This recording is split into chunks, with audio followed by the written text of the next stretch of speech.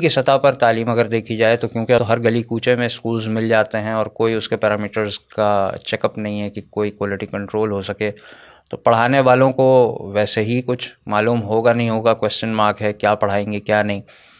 اس سے جو نقصانات ہو رہے ہیں اس میں میرا خیال ہے کہ بڑا نقصان تو فیملی سسٹم کو ہی ہو رہا ہے، کیونکہ اب ایک ٹیچر جو خود کھڑے ہو کے جو چاہے کہہ دے، مطلب اگر سلیبس نے کہیں کوئی گائیڈ لائن دی ہوئی ہے تو اسے اس کا علم نہیں ہے، بچہ وہاں سے جو کچھ بن کر آتا ہے وہ گھر کا حصہ ہے، خاندان کا حصہ ہے، اور وہ بچہ اب اس خاندان میں جیسے جیسے بڑا ہوگا تو پھر وہ تفریق پیدا کرے گا یا کوئی اور کردار ادا کرے گا۔ ایک اس موجودہ تعلیمی نظام کا پڑھا ہوا بچہ کیا پروڈکٹ بن رہا ہے؟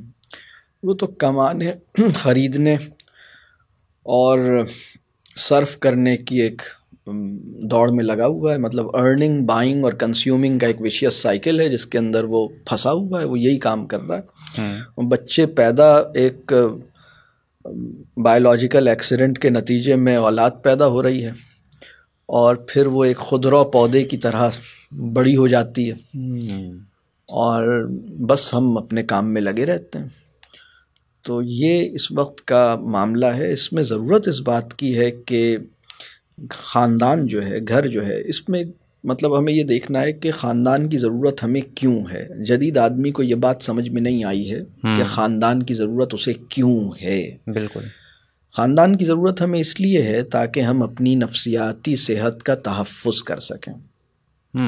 ہماری جس طرح روٹی ہماری ضرورت ہے، اسی طرح محبت بھی ہماری ضرورت ہے، گلے لگنا اور گلے لگانا ہماری ضرورت ہے، جیسے پانی پینا ہماری ضرورت ہے۔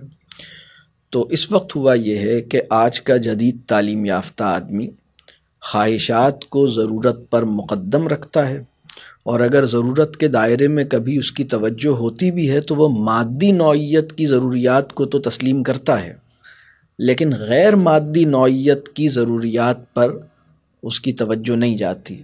محبت ہے، تعلق ہے، دعا ہے۔ میں نے بہت دن ہو گئے میری بیوی نے مجھے دعا نہیں دی، بہت دن ہو گئے میرے بچوں نے مجھے یا میں نے ان کو دعا نہیں دی، اس کی پریشانی اسے نہیں ہوتی۔